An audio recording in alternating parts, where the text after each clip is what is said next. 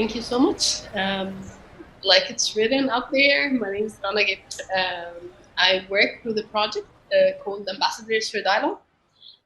It's a project that has been working in Egypt since 2009. I've been working with the project since 2010, so it's been some time. And like it's mentioned in the name, we work with dialogue. I'll tell you a bit about the project and the background, and also why I chose such a dialogue to diversity in a bit. So the project itself is a partnership between Denmark, Egypt, Jordan, and most recently Tunisia.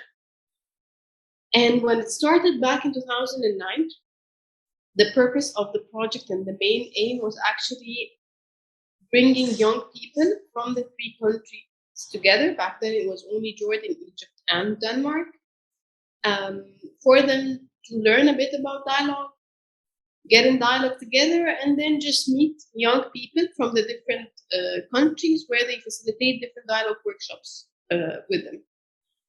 But as we went on in the project, we realized that there is something very interesting taking place. It's not only the dialogue that is taking place on between whom we call the volunteers, we call ambassadors for dialogue, the young people from the different countries. It's not the dialogue that is necessarily taking place there. It's also the dialogue that is taking place when the young people join in and go and facilitate different dialogue workshops for the larger audience, the young people from the different countries. We worked a bit on that, and we realized that, okay, now we're working on the international aspect of the project, but there is a realization there that there is an assumption that diversity is most seen when we work on the international level. But when we think about our own countries, there is a huge variety and a huge spectrum of diversity that we're missing out on. And if we're only working 10 days a year in each country, that makes like 30 days from the whole year.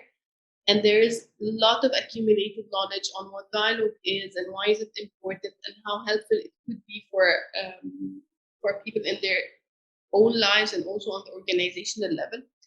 So we thought that maybe this assumption that the diversity is present only on the international level needs to be revisited. And that's what happened in 2011.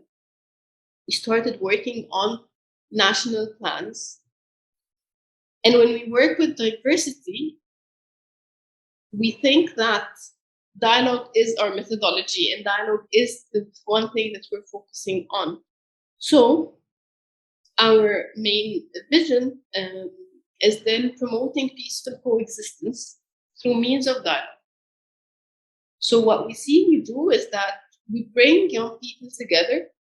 The first step is to create these spaces where youth are in dialogue with themselves. That's the first thing we do. Then as another step is training them also on how to be in dialogue with the other and whoever they call the other. And then the last step would be by bringing dialogue to different dialogue spaces where they actually facilitate spaces where they can get people in dialogue. So it's a journey. It's a very long journey that they have to go through from training. So they have to actually, the assumption is if you're not in dialogue with yourself, if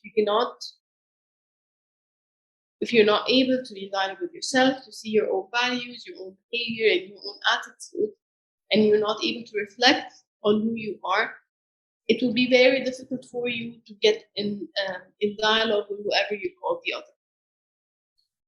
And then when you know that, we go and scan where are the spaces in the different communities we're coming from that are actually not sensitive to dialogue and to accepting the other and embracing diversity. And then there we try to create these spaces where dialogue can help. So we've been working since 2009 until the present date. We trained In Egypt alone, more than 200 whom we call ambassadors for dialogue. We can call them dialogue facilitators. We can call them trainers. We can call them anything. For us, they're ambassadors because they carry the meaning, our own understanding of what dialogue is, its principles, its values, and the different rules as well. And it's all gathered in our dialogue handbook as well. And they go back to their communities and actually try to integrate it there. We've been working like more than 200 ambassadors coming from all over Egypt. Egypt is a very diverse country, from the coast till the desert. So it's a very diverse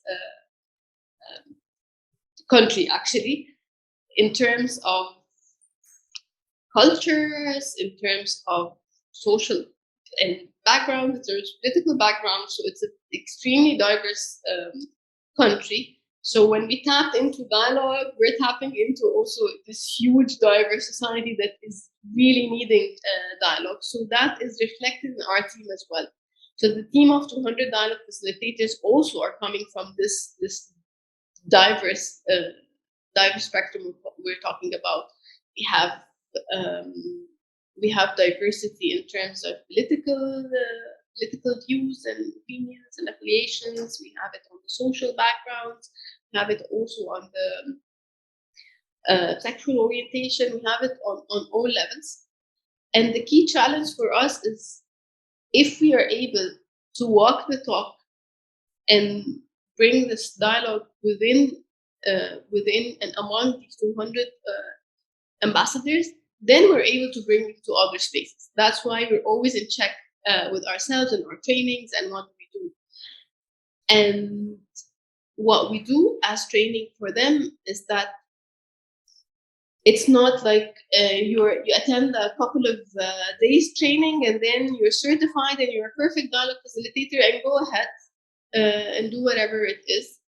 We realize that working with dialogue is a very lengthy process, and it's a journey that you start and you don't necessarily end at a certain point in time. So yes, we have a structure where you have to attend certain seminars for you to actually join the team, and then different advanced trainings. But at different stages of time, there are evaluations that take place for the ambassadors to evaluate themselves actually and see if they, just checking if they are actually in dialogue with themselves, if they're in dialogue with the other, and if they can actually take up the job of facilitating different dialogue spaces for other people. So there is this level of training the ambassadors themselves, and then they go ahead and decide on where do they want to take this knowledge further, and where do they want to actually open up different spaces where the different communities are in dialogue together. And this is also we've been working on since a long period of time. So what they've tried to work with are different topics. So they try to integrate dialogue on gender issues. They try to work on bringing dialogue into factories, for instance, between the upper management and the people working in the factory on machines. So it's a bit of it's a methodology that we try to be experts in and we try to work with, and then we bring it everywhere else.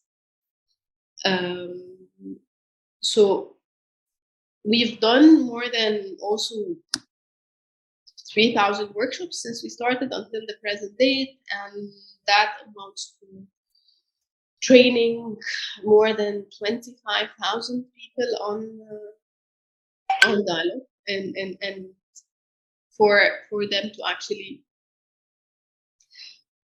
get a chance to voice who they are, listen to the others, and for reaching this peaceful coexistence together. I don't want to talk a lot actually because I think it's with the questions, because I can talk and talk and talk and tell you about the history of the project, but I also believe that in the questions bring a lot of actually what is relevant to you. So yeah, we have this dialogue handbook, which is our basic methodology coming together.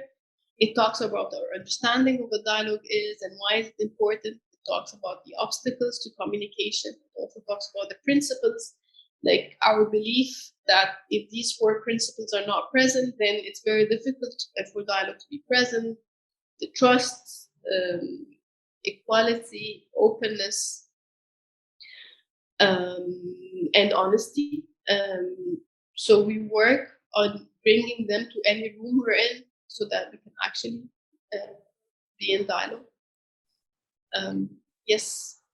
So I'll end here and I'll be waiting for your questions. I have a question. Thank you for your interesting talk. It's very inspiring. How old are your ambassadors?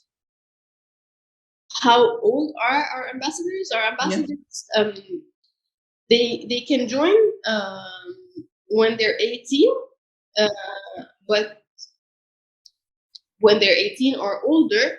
So we have ambassadors who are older because we've been working for 12 years now. So if they started when they're 24 or 25, now they're almost 40. So there are people who are 40 or in their 40s. There are people who are still joining and really joining. So we have a wide variety in terms of age as well. So diversity is present on literally all aspects.